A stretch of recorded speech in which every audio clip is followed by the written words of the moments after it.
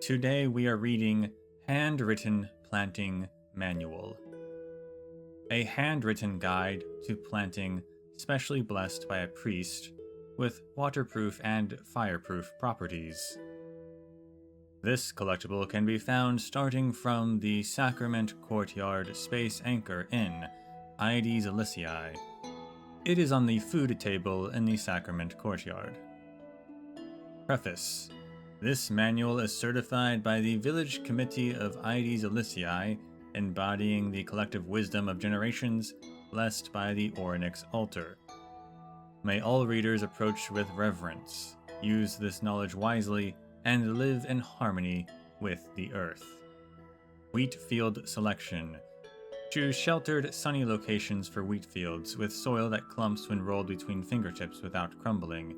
If the soil emits an earthy fragrance when inhaled, it promises a bountiful harvest. Stay clear of areas with frequent night mists, which may be influenced by Zagreus' tricks. By Georios' grace, our village's finest soil is located southwest of the altar, extending to the forest's edge where the white flowers bloom.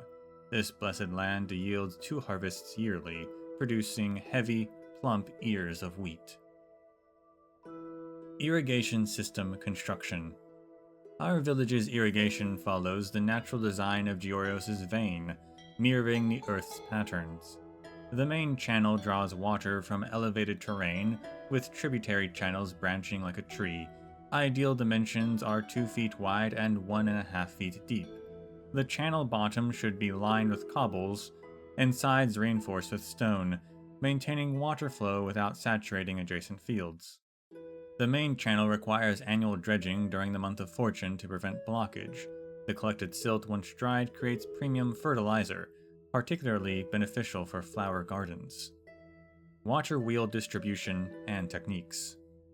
The water wheel serves as the heart of our irrigation system and must be crafted from a durable hardwood with 12 paddles, representing the 12 Titans' protection.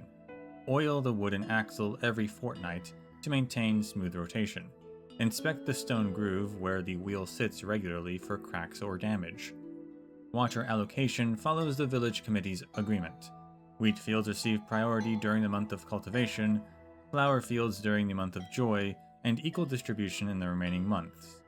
Drought conditions necessitate special arrangements. Irrigation timing and frequency. Wheat field irrigation schedule. Post-sowing, moisten soil to a depth of 1 finger. Pre-heading, saturate soil to the depth of 3 fingers.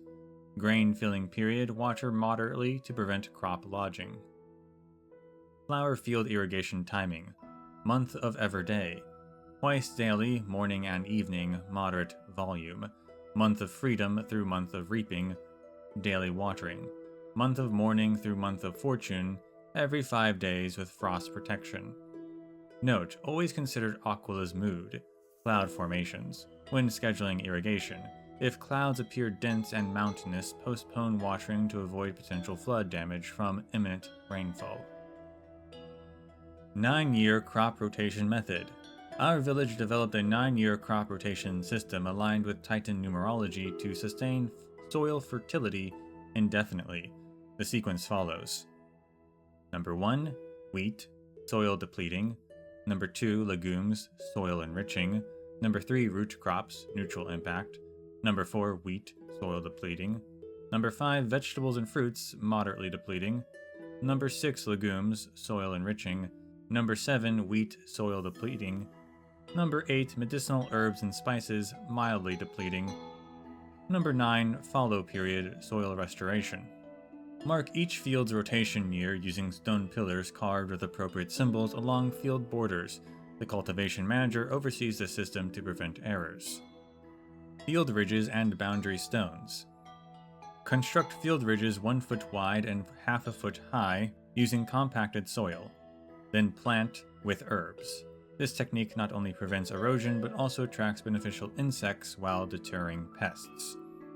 Redraw boundary lines every 3 years to maintain clear borders despite soil erosion.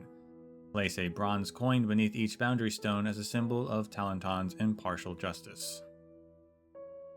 Fallow field management.